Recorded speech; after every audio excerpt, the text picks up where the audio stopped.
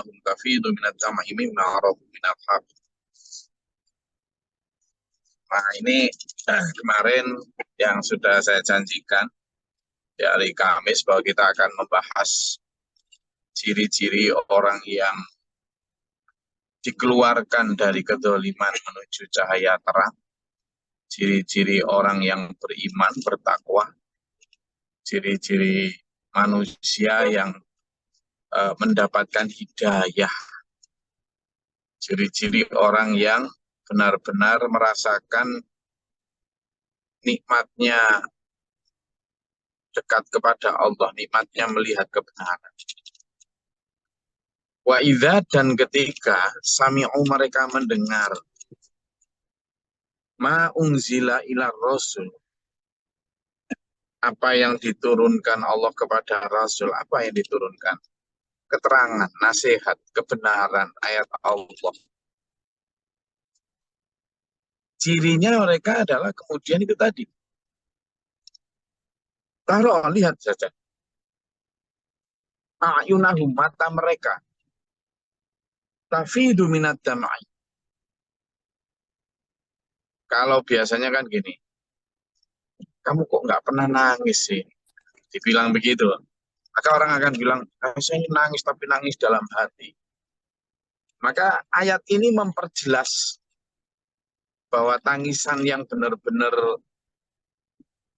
bermakna dan keluar dari dalam, itu tangisan yang tafidu minad dam'i. Dijelaskan sampai bukan hanya tangisan di dalam hati, tapi lihatlah mata mereka, a'yunahum, bercucuran air mata. Kenapa?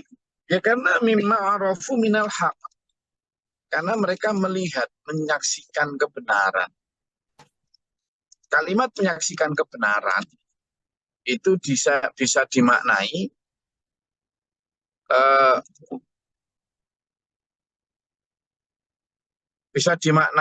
satu kebenaran itu mengena pada dirinya. Misalnya dia melakukan selama ini melakukan keburukan. Kemudian Al-Quran menjelaskan itu buruk.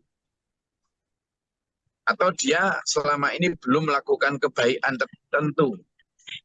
Kemudian Quran menyatakan itu baik. Tersinggung apapun, kalau dia orang beriman, maka dia akan menjadikan kebenaran tadi itu sebagai kebenaran yang harus dilaksanakan. Kenapa? Ya karena memang pada dasarnya mereka mencari kebenaran, mereka mencari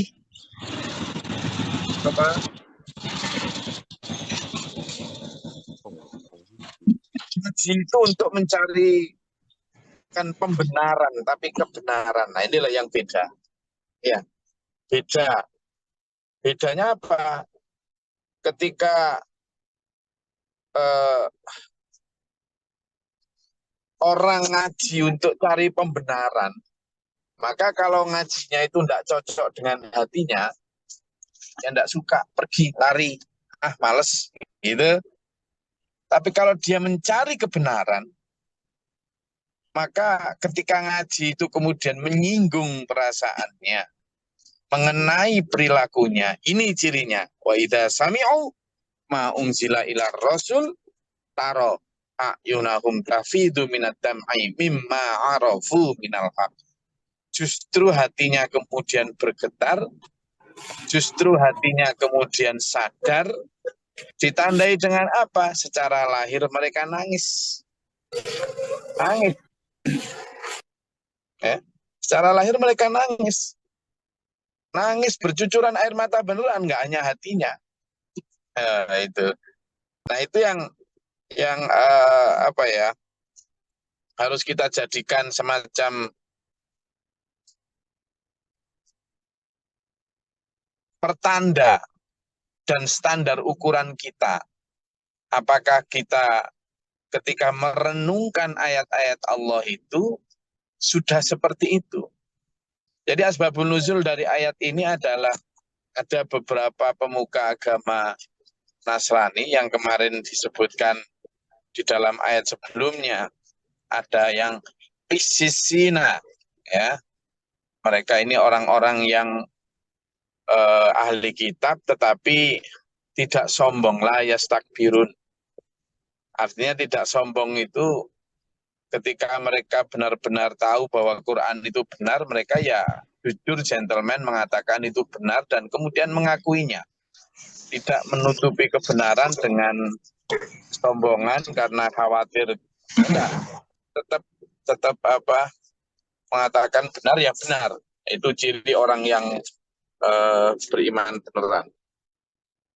Nah, dulur, di ayat 83 surat Al-Maidah ini banyak didukung ayat-ayat lain ya. Banyak didukung ayat-ayat lain tentang betapa ciri orang-orang yang benar, ciri orang-orang yang bertakwa, itu misalnya menangis karena dosa, menangis karena kebenaran yang mereka lihat. Memang sejak dulu ciri-ciri orang yang benar begitu. Misalnya, coba sampean buka di Quran surat Al-Isra ayat 107. Oh, di surat Al-Isra ayat 107. Sudah ketemu?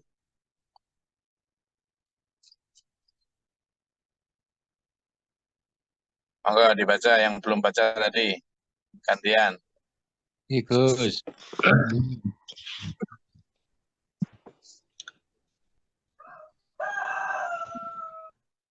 Ayo cepat silakan. Nggih Gus Dok tersebut. Bismillahirrahmanirrahim. Bismillahirrahmanirrahim. Katakanlah Muhammad, berimanlah kamu kepadanya Al-Quran, atau tidak usah beriman. Sama saja bagi Allah. Sesungguhnya orang yang telah diberi pengetahuan sebelumnya, apabila Al-Quran dibacakan kepada mereka, mereka menyungkurkan wajah bersujud. Sadaqallahul adzim. Nah, itu yang dibaca Bu Ririn. Katakanlah aminu aulatu minu. Berimanlah atau tidak beriman. Sudah biarin. Kalau memang dia mau beriman, monggo. Kalau enggak, ya monggo. Tetapi cirinya orang yang beriman di masa lalu itu, ketika mereka yutsla, idza yutsla alaihim, ketika dibacakan ayat-ayat Tuhan kepada mereka, lalu mengena pada perilaku mereka, menyentuh pada perasaan mereka, bukan malah tersinggung atau lari, malah yakhirruna lil adqani sujadan. Malah mereka kemudian bergetar hati mereka, tersungkur sujud. Lalu ayat 108, ayo monggo gantian. Tetap di surat Al-Isra ayat 1 yang 108. Monggo. Izin Gus. Monggo Bu Yan. A'udzubillahiminasyaitonirrajim. Bismillahirrahmanirrahim. Dan mereka berkata, Maha suci Tuhan kami, sungguh janji Tuhan kami pasti dipenuhi. Sampai 109, lanjut Bu Yan. Dan mereka menyungkurkan wajah sambil menangis dan mereka bertambah khusyuk. Shadaqallahul. Nah itu, menangis. Jadi sambil mengatakan, ya Tuhan kami, subhana rabbina, maha suci Tuhan kami, ingkana wa'tu rabbina lamaf'ula, sungguh Tuhan, janji Tuhan itu pasti akan terlaksana. Lalu apa coba? Wa yakhiruna, dan mereka tersungkur bergetar hati mereka, khurun, lil adqani, di atas muka mereka, wa yabkuna, nah udah, terangkan, nangis mereka. Nangis. Ya. Wa yaziduhum khusyu'a. Lalu selain nangis, perubahan sikapnya adalah mereka bertambah khusyuk. Mereka bertambah khusyuk. Nah, yang kemarin sudah saya sampaikan dalam beberapa ayat, Allah bertanya, menunggu kita. A'udzubillahi minasyaitonirrajim. Alam yakni lilladzina amanu an takhsha'a qulubuhum lidzikrillah. Apakah belum tiba waktunya buat orang-orang beriman untuk kemudian khusyuk? Khusyu'ailah. menjadi khusyuk, menjadi nggak gampang terpesona oleh kanan kiri, menjadi nggak gampang ragu, menjadi orang-orang yang konsisten, komitmen kuat untuk tetap berada dalam perahu kebenaran. Iya, ya. Jadi itu. Dan ada banyak lagi dalam surat Al-Mu'minun, dalam surat Al-Anfal tentang bagaimana ciri orang-orang beriman itu kalau dibacakan ayat-ayat Allah adalah apa? Menangis. Ya, baik menangis hatinya, oh,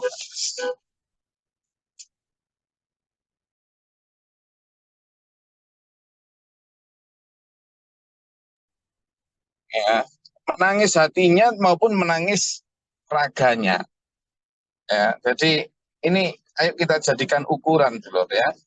Kita yang belum pernah menangisi dosa, kita yang belum pernah menangis karena syukur, itu berarti hati kita sebenarnya yang masih keras.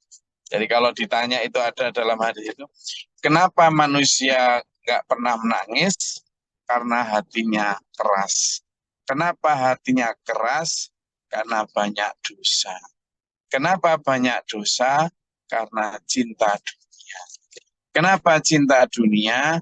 Karena nggak ingat mati. Itu. Saya ulangi ya. Saya ulangi. Jadi, kenapa nggak pernah nangis? Karena hatinya keras. Kenapa hatinya keras? Karena banyak dosa. Kenapa banyak dosa? Karena cinta dunia. Kenapa cinta dunia? Karena nggak ingat mati. Ayo coba urutannya. Ayo, siapa yang bisa? Ayo, tadi saya sampaikan tadi. Monggo. Coba urutannya tadi loh. Kalau siapa yang bisa ngacung? Saya ulang satu kali lagi ya. Nanti gantian satu-satu. Kenapa orang kok nggak bisa nangis? Karena keras Karena hatinya keras. lembut. Seta. Tadi disuruh Ponorogo. Sebentar. Kenapa orang nggak bisa nangis?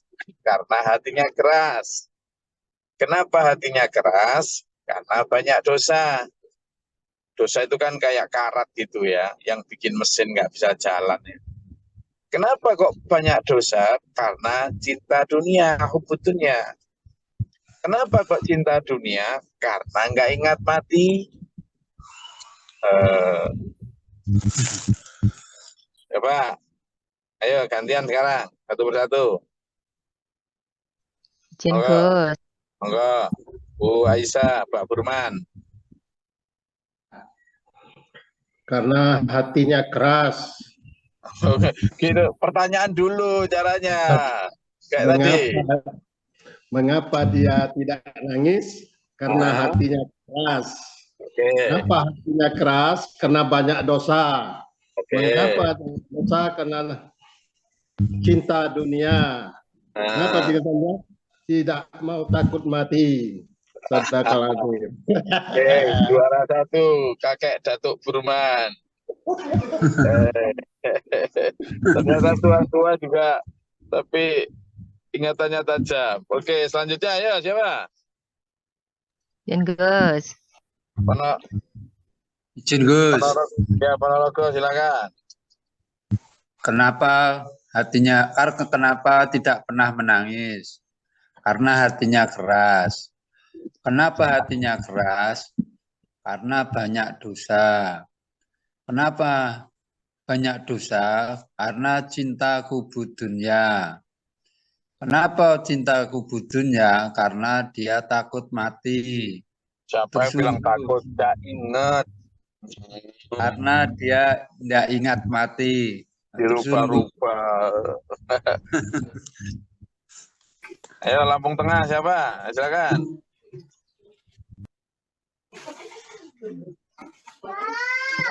Ini mau jawab atau mau apa ini? Ayo. Ayo, siapa lagi yang mau jawab? Dari pegunungan? Dari pantai selatan? Pantai selatan. Dari sekitaran pantai? Ayo monggo. Dari Oku Selatan? Dari Kalimantan? Yang tadi loh. Izin. Silakan Mas Abid. Diwakili Mbak Parni, Gus. Wes Nggih. lah buka. Kenapa tidak bisa menangis? Karena hatinya keras. Kenapa hatinya keras? Karena banyak dosa. Kenapa banyak dosa? Karena cinta dunia. Kenapa cinta dunia? Karena tidak ingat mati. Matur suwun, Gus.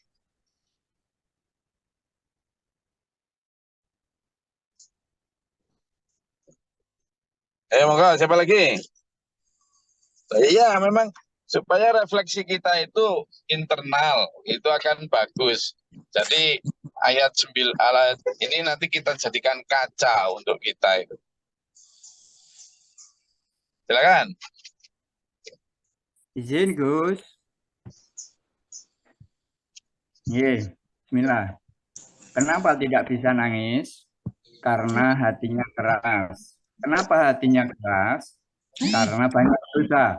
Kenapa banyak dosa? Karena cinta dunia, hubub dunia. Kenapa cinta dunia? Karena tidak ingat mati. Matur suwun. Mas Karyan Lampung, silakan.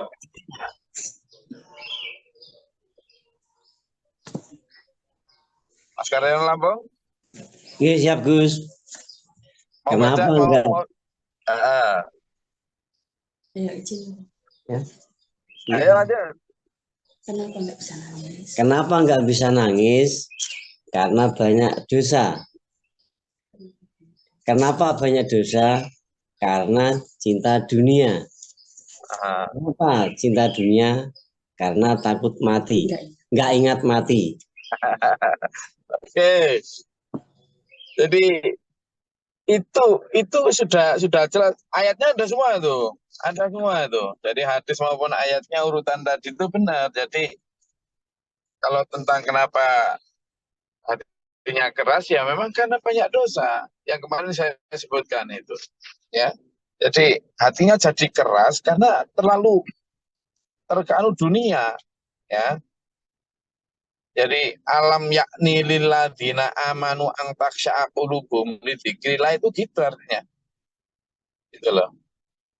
Coba dibuka ya kalau nggak percaya. Dalam surat Al-Hadid ayat 16 itu tentang hatinya keras. Orang beriman tapi hatinya jadi keras. Gitu loh. Ya karena itu tadi. Karena apa yang kemudian menjadikan mereka hatinya keras?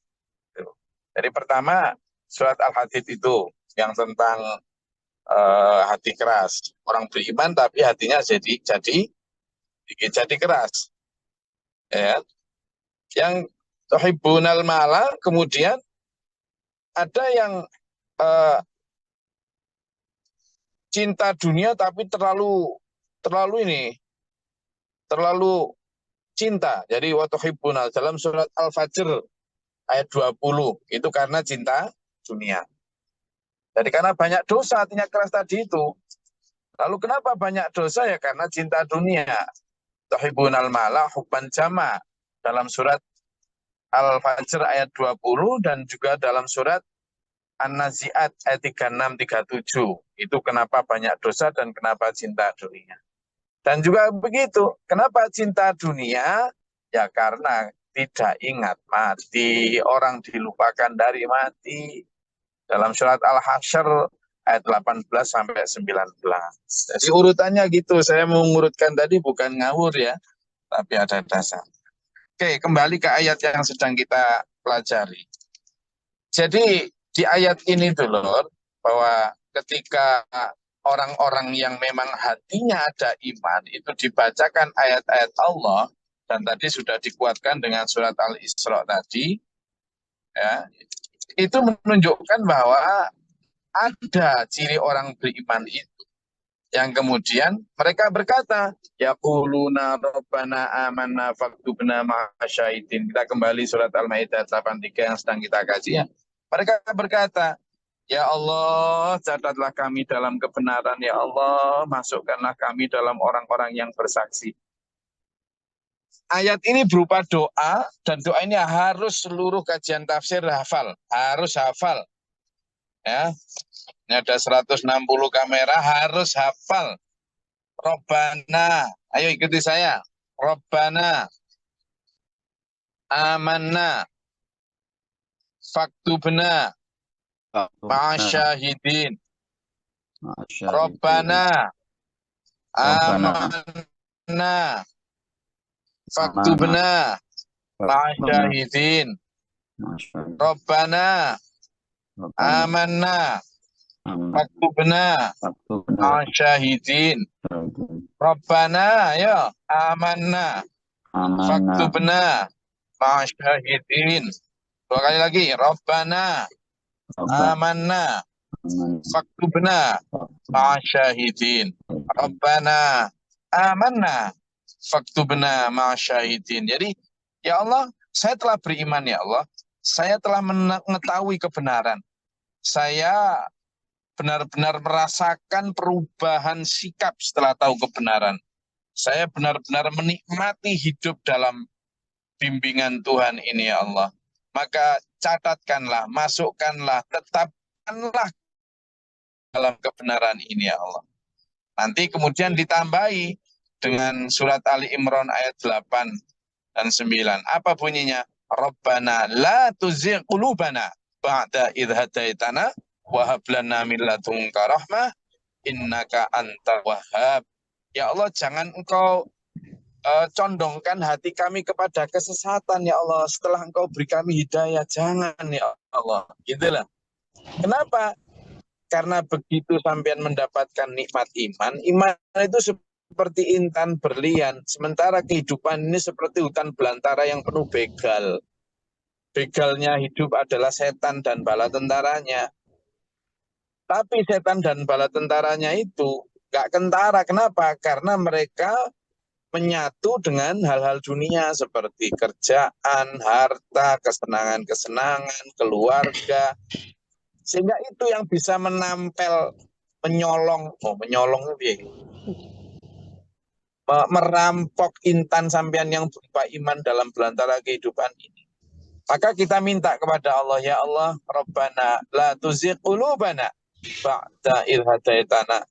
Ya Allah, janganlah engkau condongkan hati kami kepada kesesatan setelah engkau beri kami hidayah ya Allah. Sungguh ya Allah. Gitu. Ada lagi dalam ayat lain disebutkan Rabbana afrigh alaina sabra wa tsabbit aqdamana wansurna 'alal qaumil kafirin. Ya Allah, anugerahilah kami dengan sabr, kesabaran dalam perahu kebenaran ini ya Allah, dan tetapkanlah, teguhkanlah keimanan kami ya Allah. Itu. Dan tolonglah kami dari serangan kaum kafir. Kaum kafir siapa ya? Dari dalam hati sendiri kadang. Ya, itu. Kemudian ayat itu dilanjutkan di ayat 84. Wa ma lana la nu'minu bima billahi wa ma ja'ana minal haqqi wa naqma'u ayyudkhilana rabbuna ma'al qaumis sholihin. Betul? Ada tomak. Tomak itu apa? Tamak itu loh, tamak. Tamak yang dibolehkan itu ada. Apa? Tamak terhadap kebenaran. Tamak terhadap berperilaku baik. Ayat 84 ini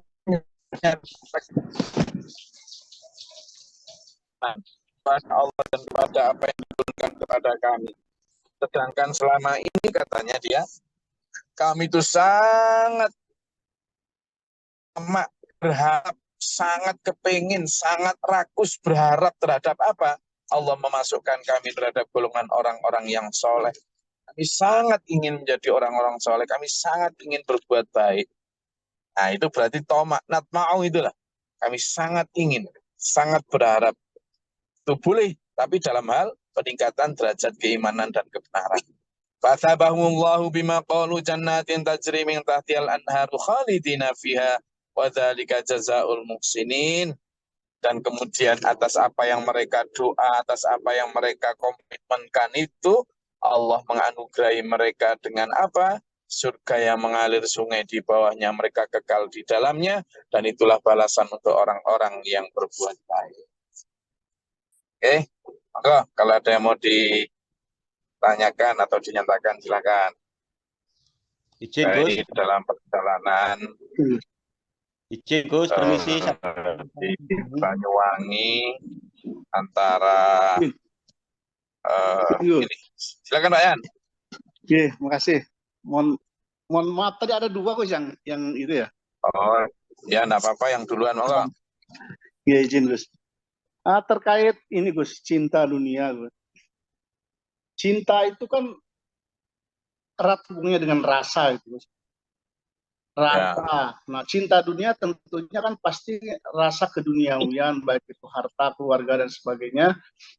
Nah, berarti kan ada rasa ingin memiliki. Nah, manakala ada rasa ingin, itu ada yang sudah mendapatkan, ada yang belum mendapatkan gitu, Gus. Tapi ada juga gitu loh, orang yang memang tidak, rasanya itu agak kurang gitu, Gus. Misalnya kalau orang rasa ingin memiliki itu kan, misalnya dia bekerja, dia terus mencintai keluarganya juga. Nah, apakah karena merasa ingin punya, misalnya ingin punya rumah, ingin punya mobil, apakah dia sudah terjangkit cinta dunia seperti itu? Di sisi lain juga ada orang yang istilahnya hidupnya itu nyantai aja Gus, sepertinya hidup apa adanya gitu. Tapi dalam hidup dalam segala hal, misalnya dia itu kerjanya juga seadanya itu, nyantai aja, malas-malesan. Termasuk juga mungkin dalam hal urusan akhirat, dia tuh sholatnya juga boleh dibilang ya kalau dikatakan tidak pernah, jarang lah gitu terhadap ibadah yang lain. Seolah-olah rasa keinginannya itu tidak ada itu. Pertanyaan saya itu, apakah orang yang istilahnya rasa keinginan keduniawian atau keakhiratan itu termasuk juga orang kena hukuman apa itu? Karena dia itu kan tidak cinta dunia kayaknya itu. Nah, jadi itu Gus, gimana ininya apa? Satu sisi ada orang cinta dunia sehingga dia bekerja dan sebagainya, di sisi lain ada orang yang tidak begitu cinta dunia sehingga hidupnya malas tuh. Tapi malasnya dalam segala hal gitu, Gus. Mohon pencerahannya, Gus. Jadi pertama, Pak Yan, nanti saya akan jawab dengan ayat saja ya.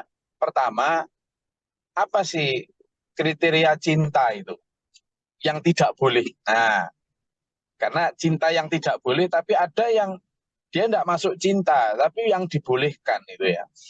Apa cinta yang boleh?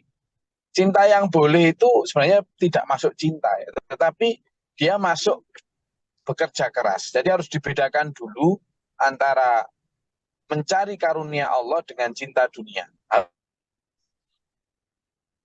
Mencari karunia Allah itu tidak hanya boleh, tapi justru diperintah. Saya ulangi, mencari karunia Allah itu tidak saja boleh, tapi justru diperintah. Coba kita buka di surat Al-Jumu'ah. Ya. Di surat Al-Jumu'ah.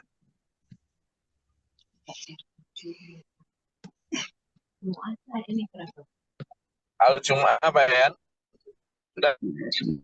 Bentar, Gus. Coba saya buka. Ya.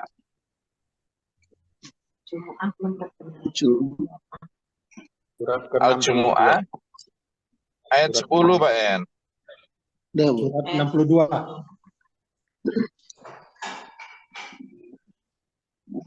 Jumu'ah nggak usah, ya betul ya, Jumu'ah ya. Assalamualaikum warahmatullahi wabarakatuh. A'udzubillahi minasyaitonirrajim. Bismillahirrahmanirrahim. Apabila sholat telah dilaksanakan, maka bertebaranlah kamu di bumi, carilah karunia Allah dan ingatlah Allah banyak-banyak agar kamu beruntung. Nah, itu pertama. Jadi kita itu diperintah sama Allah untuk nyari karunia Allah, bekerja, cari nafkah, ya sampean dagang, ya sampean bertani, ya sampean ke sawah, ya jadi pegawai, ya jadi apapun, diperintah sama Allah. Dan itu harus bekerja keras, harus. Pak Guru Mohtar bahkan ngajarin kita gini, Pak. Kalau orang kafir yang tidak percaya akhirat itu bekerja 8 jam, maka harusnya orang yang beriman yang percaya akhirat itu harusnya minimal 12 sampai 16 jam bekerjanya. Kenapa? Karena kalau orang kafir itu bekerja hanya untuk dunia, maka orang beriman bekerja untuk ya dunia ya akhirat, harusnya lebih lama dan lebih keras kerjanya. Jadi itu. Nah, tetapi ayat tadi itu selain fantasyiru fil ard, ya kalimatnya maka bertebaranlah di muka di bumi untuk apa? Wabtaghu min fadlillah, cari karunia Allah. Banyakan orang berhenti di situ aja, carilah karunia Allah. Tetapi padahal cari karunia Allah itu diawali setelah apa? Setelah kamu qadha itu sholat, setelah kamu menunaikan sholat. Berarti yang diutamakan dulu adalah tunaikan perintah Allah, lalu carilah. Kan berarti diawali dengan apa? Mengutamakan perintah Allah dulu. Baru mencari karunia Allah. Lalu setelah diawali dengan melaksanakan perintah Allah, juga diakhiri dengan apa? Wadhkurullaha katsiran. Kamu itu banyaklah ingat Allah pada saat bekerja maupun pada setelah bekerja. Jadi bekerja itu menjadi tengah setelah diawali dengan perintah Allah, melaksanakan perintah Allah, dan diakhiri juga begitu. Nah, kebanyakan orang yang tidak boleh, yang cinta, itu adalah karena apa? Dia hanya ngambil yang tengah, yang fangtasyiru fil ard wabtaghu min fadlillah ini tok. Bertebaran di muka bumi, nyari karunia Allah, tapi tidak diawali dengan melaksanakan perintah Allah, dan juga tidak diakhiri dengan banyak berzikir kepada Allah. Nah, ini yang tidak boleh. Maka gimana cinta yang tidak boleh? Ada dalam 2 ayat. Ada banyak sebenarnya, 3 sampai 4. Tapi tak tunjukkan 2 ayat saja. Yang pertama, cirinya yang tidak boleh, itu adalah ada dalam surat At-Taubah. Ya, surat At-Taubah. Coba dibuka. Ayat 24 lah ya.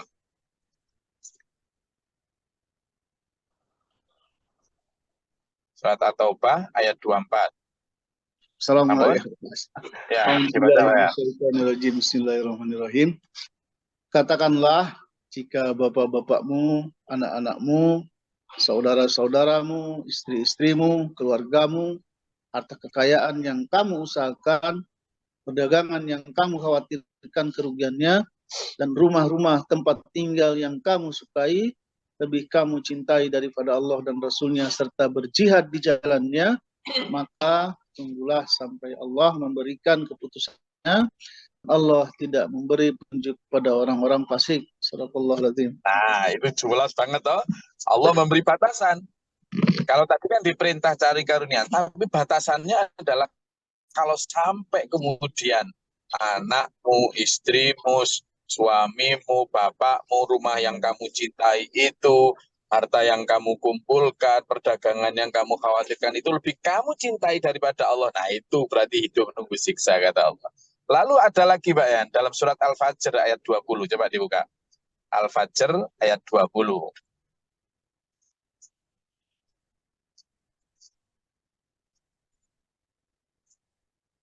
Tambah Noyan ketemu?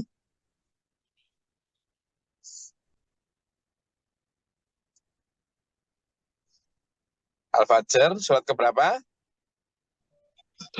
Ayat berapa? 89. Ayat 20. Dan kamu mencintai harta dengan kecintaan yang berlebihan. Jadi itu yang tidak boleh. Maka bagaimana caranya kita ini biar menjaga ini, menjaga keimanan kita? Kita itu boleh cinta dalam tanda kutip, itu hanya sekedar sampai butuh apa yang kita perlukan, gitu loh. Kenapa? Karena walladzina amanu asyaddu hubbalillah. Kalau orang beriman dalam surat Al-Baqarah Pak ya, coba dilihat ayat 165. Al-Baqarah 165. Dibuka. Ini hari ini kita bicara cinta tok semua ini, cinta. Kalimatnya sama. Di semua ayat tadi hubah semua. Kita akhiri dengan 165 surat Al-Baqarah. Izin Gus. Dan di antara manusia ada orang yang menyembah Tuhan selain Allah sebagai tandingan yang mereka cintai seperti mencintai Allah. Adapun orang-orang yang beriman sangat besar cintanya kepada Allah. Sekiranya orang-orang yang berbuat zalim itu melihat ketika mereka melihat azab, yaitu pada hari kiamat, bahwa kekuatan itu semuanya milik Allah, dan bahwa Allah sangat berat azabnya atau niksanya, pasti mereka menyesal. Jadi yang dimaksud di situ dan sebagian ada orang yang menyembah berhala waktu itu. Kalau dulu itu sekarang ya harta itu. Mereka mencari harta, jabatan, melebihi dari cintanya pada Allah. Padahal orang beriman itu lebih cinta kepada Allah daripada semua itu. Apakah kemudian mereka tidak mencari? Cari. Maka kalau pertanyaan ada orang yang santai-santai kemudian sampai malas, itu jelas bukan orang beriman. Ya dia kayak santai, saya ini zuhud terhadap dunia, ya sekedarnya apa, terus lalu nggak bekerja keras dalam dunia, itu jelas keliru, itu jelas bukan orang beriman. Orang malas. Orang malas. Itu ada dalam ayat itu ada dalam hadisnya, itu dibenci oleh Allah itu. Jadi nggak boleh ngaku beriman, itu orang yang dibenci Allah. Kenapa? Karena orang beriman itu jelas cirinya adalah pekerja keras. Pekerja keras semua. Nah, tetapi karena 165 itu tadi cirinya orang beriman adalah lebih mencintai Allah, maka ketika dia hasil kerja kerasnya itu, ya dipersembahkan kembali kepada untuk yang dicintainya siapa? Allah. Dan itu ditegaskan di dalam beberapa ayat. Nah, ayatnya mana? Ayo Pak ya, dibuka lagi. Ya. Monggo. Dibuka dalam surat Al-Baqarah ayat 177. Itu ciri orang beriman, nanti dibuka wayan. Kemudian juga itu Al-Baqarah 177. Ya. Kemudian yang mudah Ali Imran ayat 92 wayan. Coba dibuka Ali Imran ayat 92, nanti juga ditambahi 177. Yang Ali Imran aja dibuka sebagai penutup bahasan kita pada pagi hari ini. Ali Imran ayat 92.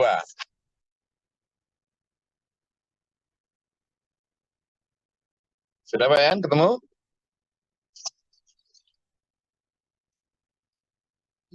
Ali Imran 92, bagus. Betul. Kamu tidak akan memperoleh kebajikan sebelum kamu menginfakkan sebagian harta yang kamu cintai, dan apapun yang kamu infakkan tentang hal itu, sungguh Allah Maha mengetahui. Sehingga kamu itu baru sampai kepada level yang disebut albir kalau kamu memberikan barang yang kamu cintai. Itu kenapa? Supaya tidak terkena yang Al-Fajr ayat 20 tadi, yang wa tuhibbunal mala hubban jamma. Sehingga dia tetap bekerja keras, dia tetap mencari karunia Allah, karena logikanya tadi seperti yang disampaikan Pak Guru, orang beriman itu justru bekerjanya lebih banyak, tapi itu tadi demi membatasi agar dia tidak terlalu cinta, maka ayat 92 surat apa ini tadi? Ali Imran memberi batasan. Kan harta yang kamu cintai supaya cintamu kepada Allah tetap utuh dan kamu tetap menjadi pekerja keras yang hebat. Clear?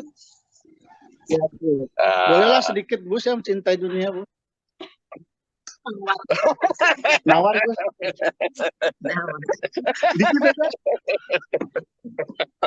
Loh, boleh tapi namanya dirubah, bukan cinta namanya. Bukan cinta. Mayan, ada satu quote bagus dari Komeng. Sama tahu Komeng, Mayan? Komeng itu bilang gini, sambil bercanda tapi luar biasa. Ini yang nanti malam saya jadikan topik live Facebook saya tentang cinta memang. Komeng bilang gini, kita itu tidak boleh mencintai utuh kepada istri kita, utuh 100% itu tidak boleh katanya. Loh kok gitu? Nah, ya, kalau nanti kita cinta utuh, itu nanti jatuhnya kecewa. Maka cinta itu harus dibagi-bagi katanya dia. Cinta kepada istri, cinta kepada anak, cinta kepada orang tua, cinta kepada teman, cinta kepada binatang peliharaan, macam-macam. Jadi ketika nanti satu di antara itu ada yang hilang, ada yang pergi, ada yang kita tetap bisa mencintai gitu. Nah, konsep kita juga begitu dalam hal dunia ini. Tidak ada yang abadi, maka jangan terlalu cinta. Cinta ya sedikit-sedikit saja, maka boleh. Ya, Yang tidak boleh tadi apa? Waktu hibunal malah huban. Berlebihan. Saya rasa itu ya kajian kita. Jadi saya tunjukkan betapa urutan dan anatomi Al-Quran itu seperti itu. Ya, mudah-mudahan dulur-dulur makin tidak saja makin pinter tapi makin benar. Sehingga hidup dalam kebenaran itu insya Allah enak, nikmat. Apalagi kalau sudah diberikan Allah karunia berupa kekuatan iman. Insya Allah apa yang terasa berat akan dimudahkan dan diringankan oleh Allah. Ya, dikuatkan itu Pak.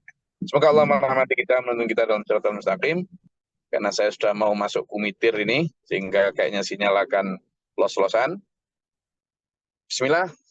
Ini mau perjalanan Banyuwangi, Lumajang, kemudian insya Allah Mabes, setelah itu Sragen, setelah itu Serang, setelah itu Lampung.